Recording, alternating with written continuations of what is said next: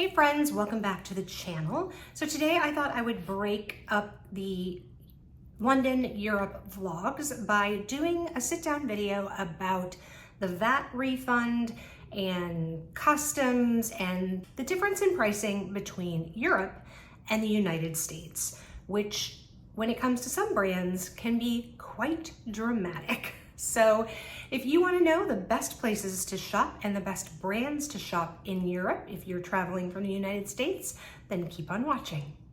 All right, so as I said, I just got back recently from a trip to London and Paris.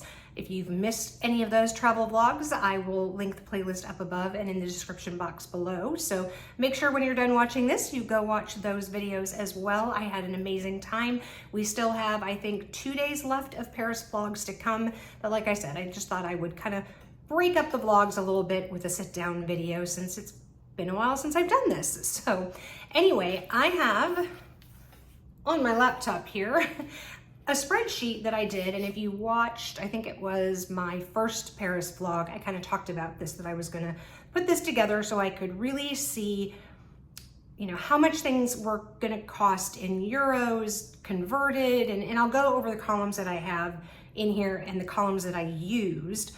And then I'm also gonna go over some kind of different information that I didn't necessarily consider, but may be helpful to you all in just kind of thinking about which brands and which items make the most sense to buy in Europe versus the United States. I guess I should probably explain what the VAT is. So VAT stands for value added tax. And basically what Europe and also the UK does is when you buy something, the price you see is the price. So as opposed to those of us that live in the United States, we all know that when we buy something and we go up to the register and the item was marked $9.99, we're not paying $9.99, we're paying $9.99 plus whatever our local tax is. The price in the United States isn't the price. So we pay tax on top of whatever the retail price that's, you know, shown on the item or whatever.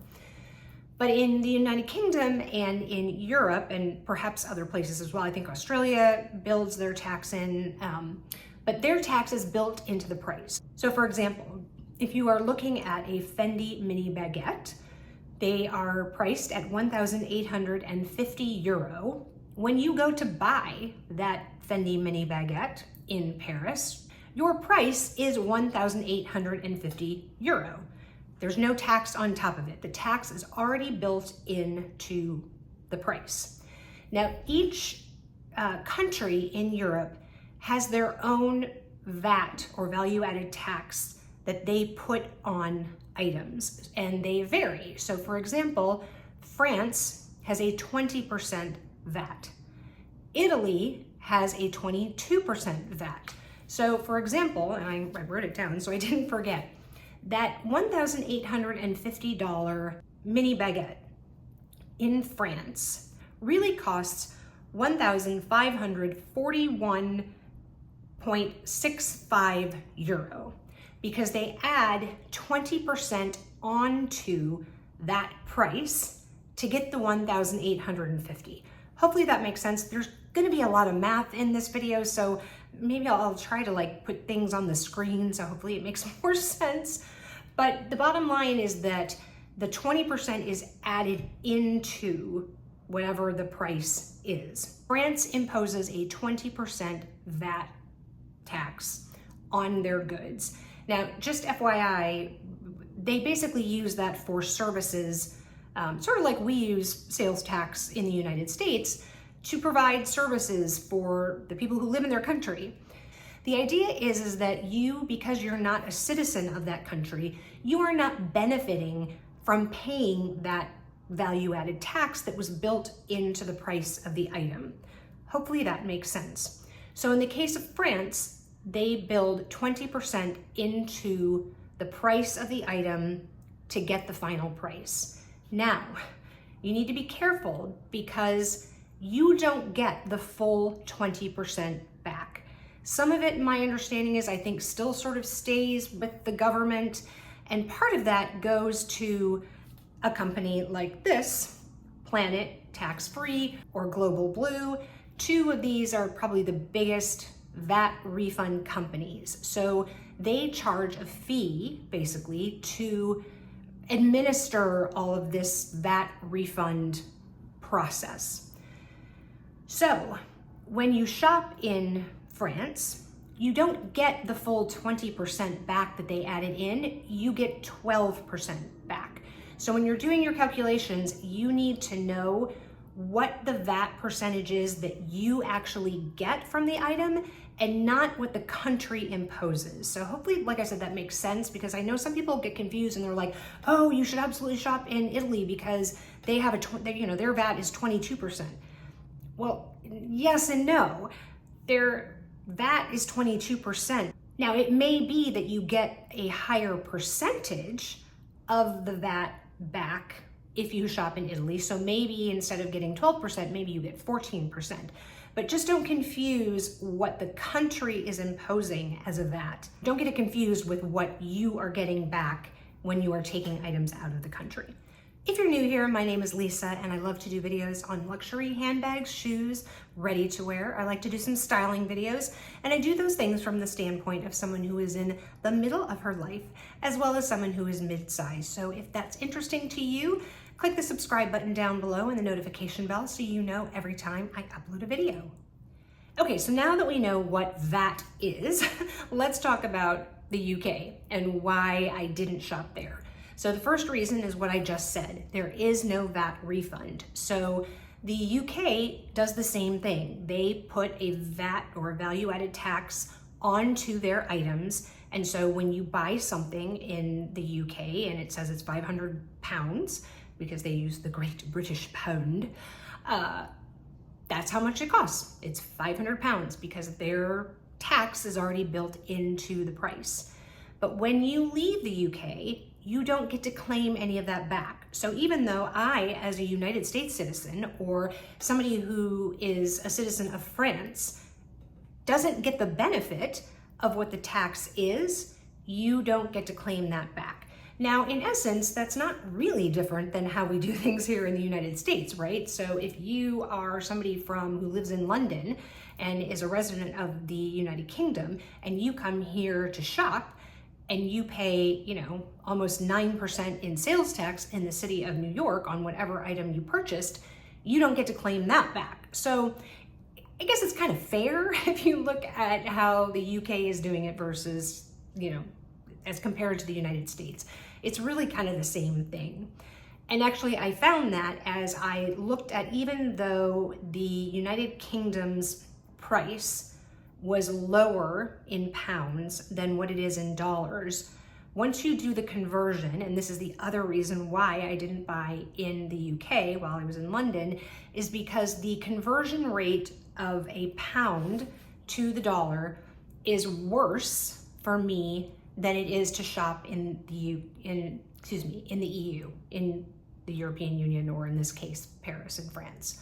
So it costs $1.22 to buy 1 pound, where it only costs $1.05 to buy €1. So you can see there that the conversion rate is much more advantageous for me to buy in Europe or in Paris than it is for me to buy in London. So even though, for example, the item, like I said, is less than what the retail price is in US dollars, once I apply that conversion, it's not honestly very much less than what I would pay in the United States. Now, obviously, I have to still add sales tax to that, so there is somewhat of a difference, but to potentially get hit with customs and duties, taxes and things, it's just not worth it. Or to have things, shipped from the UK, for example, maybe using a parcel forwarding service, something like that. I was doing the math, for example, on a Fendi strap. And basically, once I did all the math, so I took the price in pounds, converted that into what it would be in dollars, and compared it to the US price plus my tax, I was basically going to save, we're gonna round it, about $140, okay? Not a huge amount, but in a strap, it was about 10% or so. But by the time I have to pay shipping, and I'm probably gonna pay customs on it because it's over $800, and so I'm gonna pay some customs on it, probably 10%. Maybe I might have saved $30, or I'm sorry, maybe, you know, yeah, probably 30, 40 bucks. Like, that's not worth it to me to buy that item from the UK and then have it shipped or whatever. So that is why I did not shop in the United Kingdom. So I'll just, by the way, show you what a VAT refund looks like.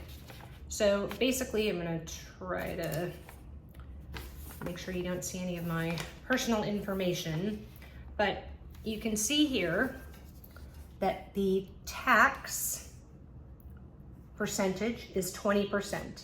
So the tax percentage in France is 20%. And that was the amount of tax that was applied to the base price of the item to get to 1,850 euro. Then you'll see that my VAT refund was equivalent to 222 euro, which is 12% of the $1,850. So you see here, the full VAT that was applied to the item was 308 roughly euro, and I'm going to only get back 222 euro, obviously then converted into USD. So hopefully that makes sense, but these are the forms that you get. So normally when you purchase something, I think in Paris it's above 150 or maybe 100 euro, you can claim the VAT back. And what they do is they will issue you this paperwork. You need to have your passport with you to prove that you are a citizen of somewhere else other than the European Union. And they will give you this paperwork that you then take to your place of departure. So, you know, if you're flying back to the United States, it would be from the airport. If you are perhaps maybe taking a train, the Eurostar, over to London, and then you're maybe flying out of London to the United States, for example, you would do it from the train station. So, and I'll go over that process, you know, when we get to that. But let's go over some of the numbers. So as you saw from, you know, some of the vlogs that I've already shown and some that you'll see, these were some of the items that I was looking at. And so the way I did my spreadsheet is I had obviously, you know, one column was just the item. So it had, you know, LV ostrich capucines, okay? And then the next column was the euro price multiplied times 0.88, because that was the part that I was going to pay, right? That was taking the 12% off of the European or the euro price, converted into dollars. So for example, as I said, a Fendi mini baguette in Europe, in Paris, was 1,850 euros. If you take 1,850 euros, like I said, I'll try to put this up on the screen here, and you multiply that times 0.88, and that number, when I put it into a conversion calculator, which you can find all over the internet, so that price, so I took the euro price, multiplied it, basically discounted it by 12%, because that's what I was going to be getting back, and then converted that into USD. So after I did that, I would end up paying, in the end, after getting the VAT back and converting everything into USD, I was going to pay approximately $1,734 US dollars, okay? That was the equivalent price of what I was going to pay after the VAT back. Now, if I take that same item and I buy it in the United States, which is $2,390 plus tax, when I add my tax rate to that price and calculate that, I would pay just a little over $2,600, about $2,603 for that same item.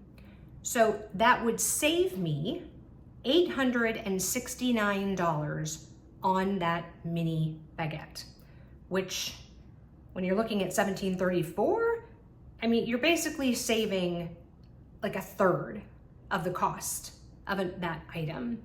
Now, I just want to show you because because I'm going to talk about which brands make the most sense to buy.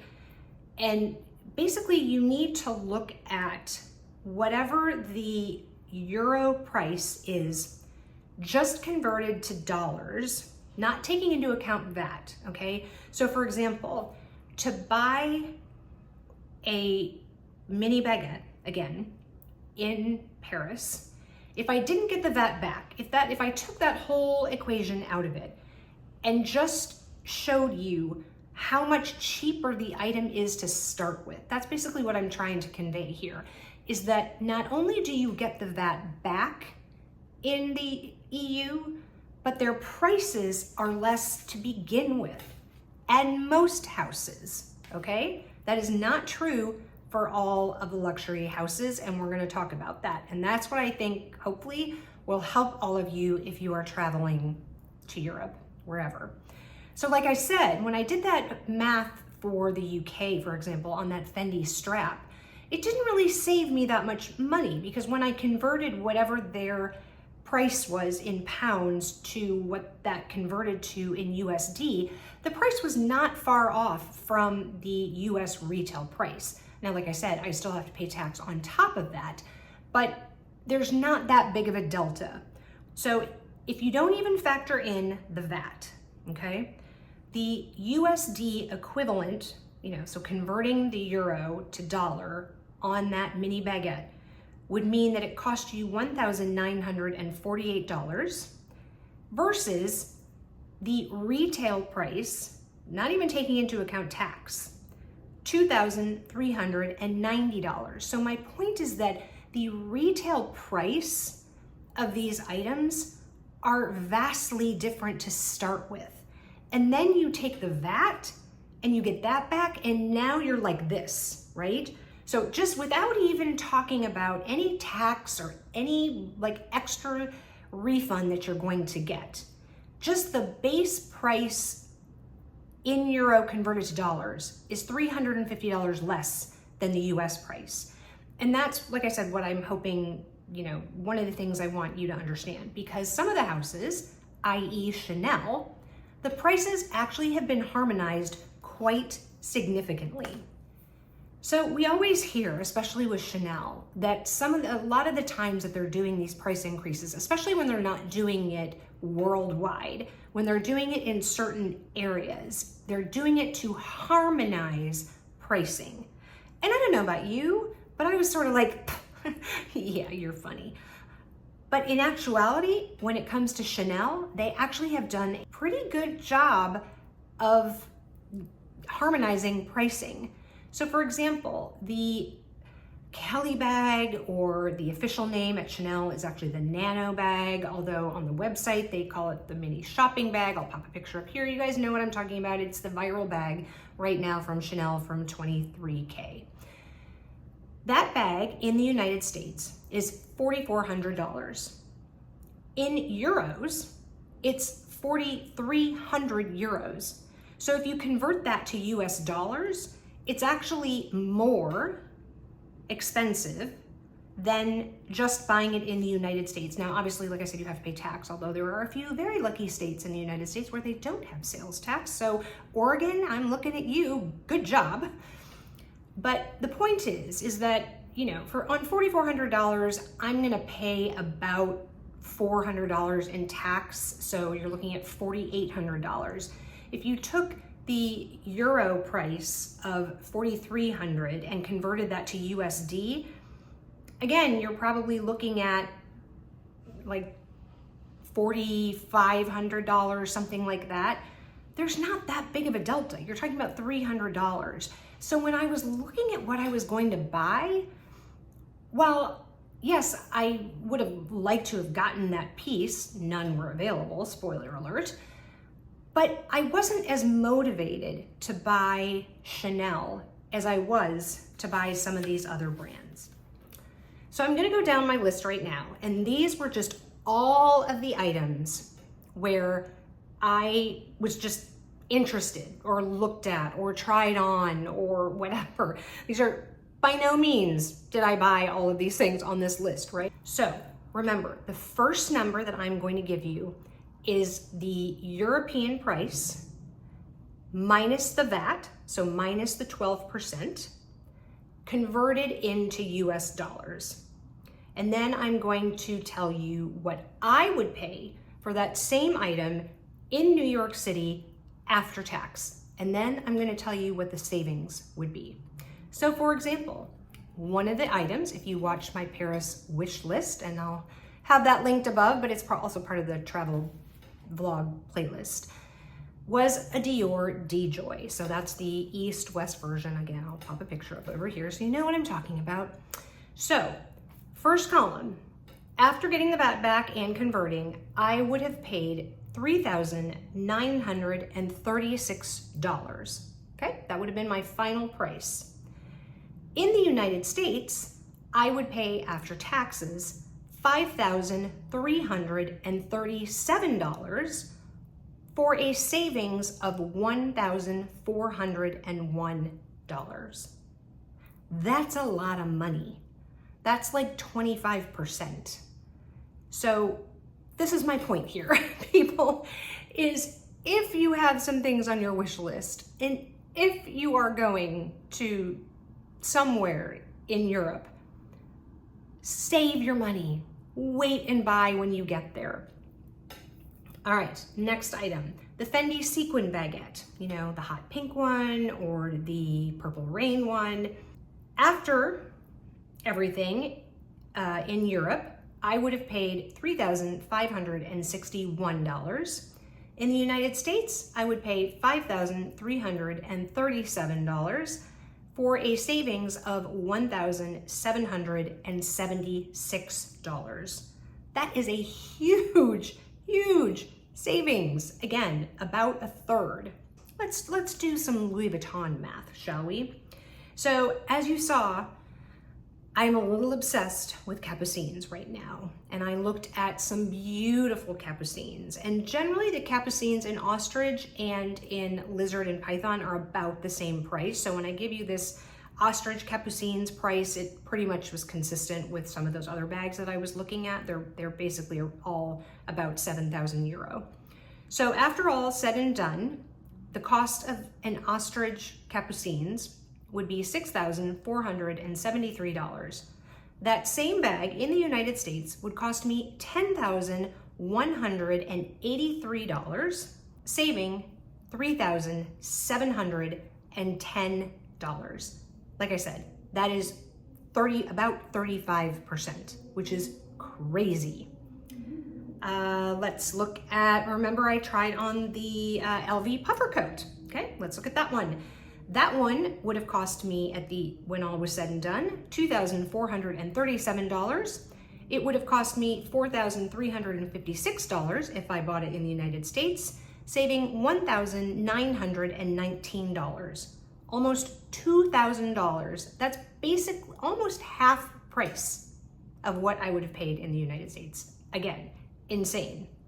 And just to give you an example, the price of the puffer coat in euros converted into USD is $2,737 versus $4,000 in the United States, okay? That's almost $1,300 less just to start out with before you even take into account the VAT.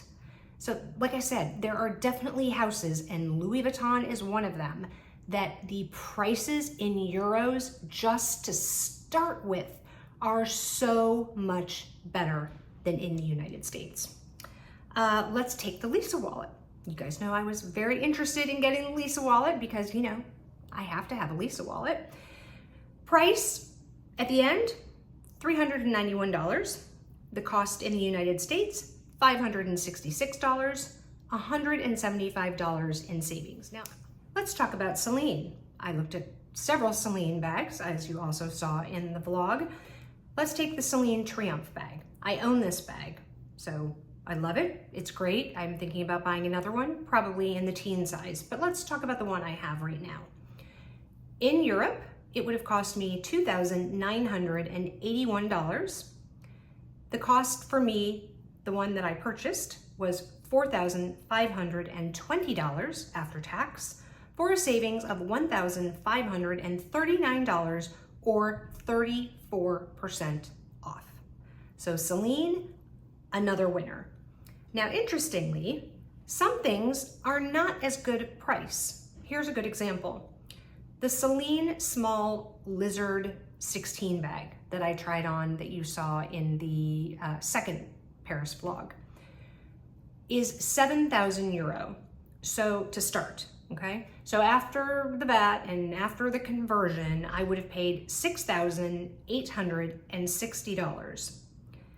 The US price is $7,400. So you see what I'm talking about, the euro. So if you take the euro price of 7,000, convert it into USD, that's the equivalent of $7,370 versus the US price of $7,400.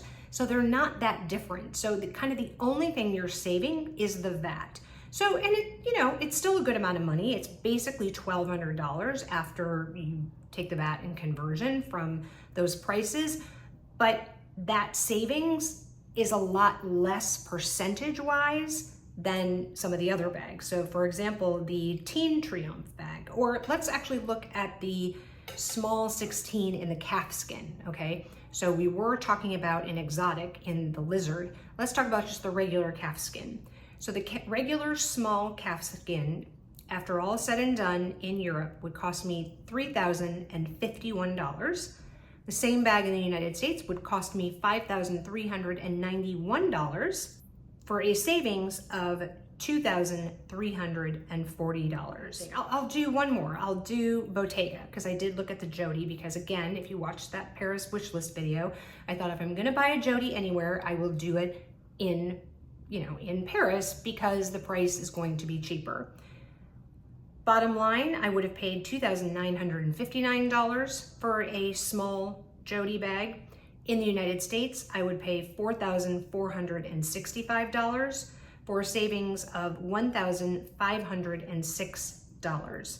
So my point in all this, and hopefully, like I said, it's helpful, is that there are definitely some brands where it really makes sense to buy them in Paris. Fendi, Celine, Bottega, Louis Vuitton. Dior, I would kind of put like in the next tier. I would put those four brands at the top.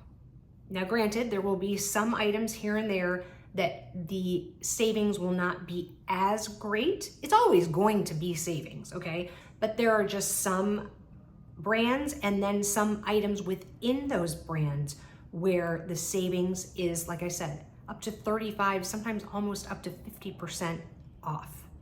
So Dior, it would be kind of that like next tier above these.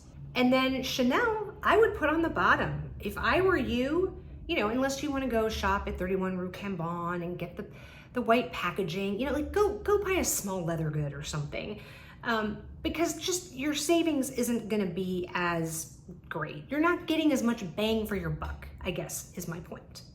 So the last thing I want to talk about here is how do you get your VAT refund? So as I said, you go through the process at your point of departure. Now the confusing part is, and I've only done this actually in Paris. No, that's not true. I did it we flew out of Nice. There we go. Anyway, so I flew to the Nice airport.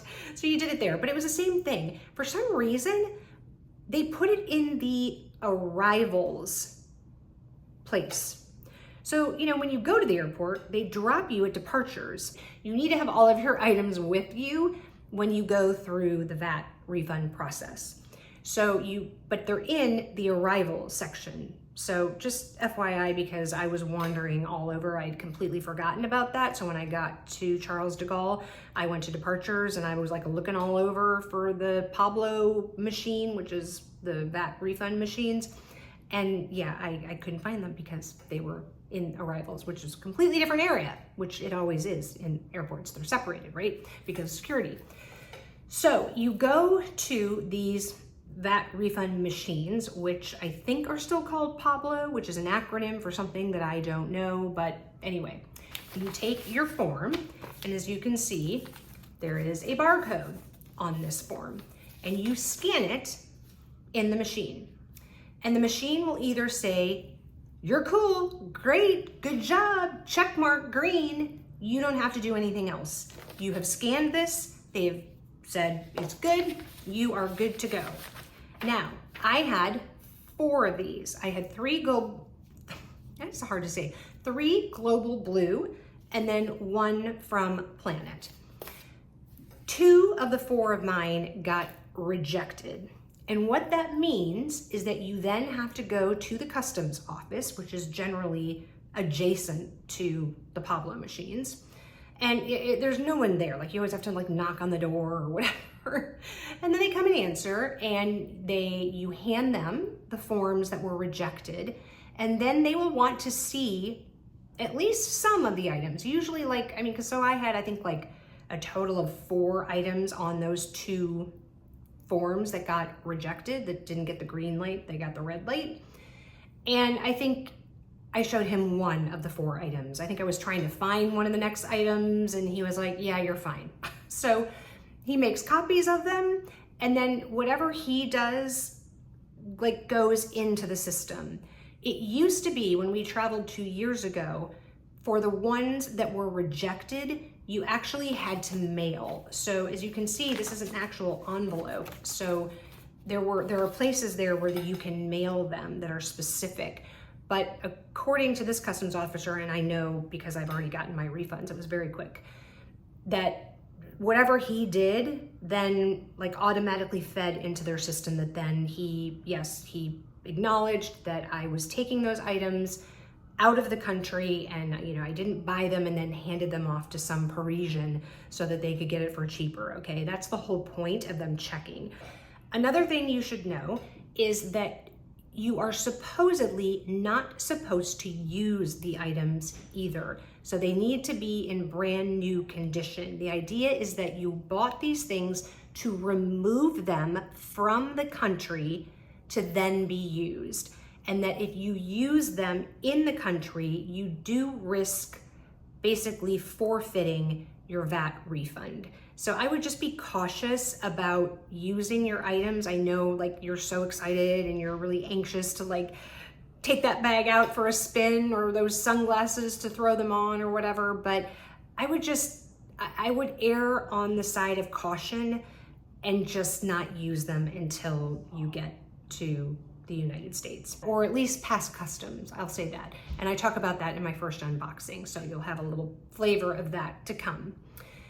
So you go through that whole process, and then these companies like Global Blue and Planet then will process your refunds, and whatever card you put it on, it will go back to that card. So however you paid for it is the card that then the refund will be issued to.